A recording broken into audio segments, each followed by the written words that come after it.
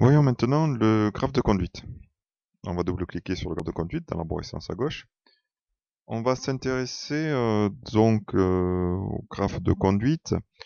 Bon, le graphe de conduite sera autorisé à fonctionner par un graphe de sécurité, hein, enfin en tout cas la sécurité sera au niveau hiérarchique supérieur par rapport au graphe de conduite. Le graphe de conduite va nous permettre de notamment choisir différents modes de marche, euh, autoriser le graphe de test qu'on verra tout à l'heure. Le graphe de test, ça va être le graphe qui va nous permettre de faire différents essais, de multiplier, que le régleur puisse multiplier les essais, une fois qu'il aura rentré ces différents paramètres, longueur d'étiquette, longueur de protocole, il fasse des essais, il contrôle visuellement ses pots, et quand il considère que qu'on peut passer en production normale et que tous les réglages donc sont OK, il va appuyer sur un bouton de l'IHM pour dire qu'il a validé ces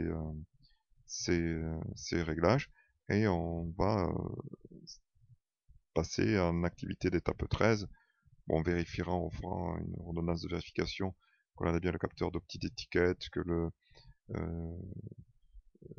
frein papier est bien engagé et que le rouleau presseur est engagé. C'est des choses aussi à vérifier de toute façon quand on sera en test. On ne va pas faire fonctionner le système sans ces conditions-là. Alors, on activera l'étape 14 qui appellera le graphe de production normale. Euh, donc on va détailler tout à l'heure le graphe de production normale.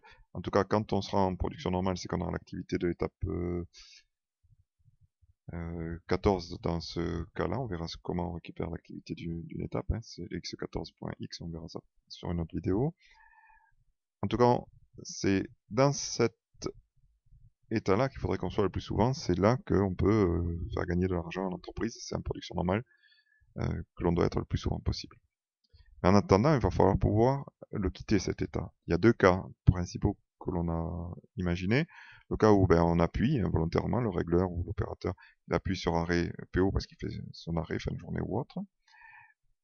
Et un deuxième cas où on peut rester tout le temps finalement dans cette situation-là, jusqu'au moment où on demande de changer de format.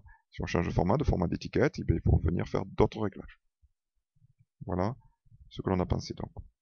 Par défaut, il faudrait qu'on reste le plus souvent possible dans cet état-là pour faire gagner de l'argent à l'entreprise. Mais il faut pouvoir prévoir d'arrêter ou de changer de format.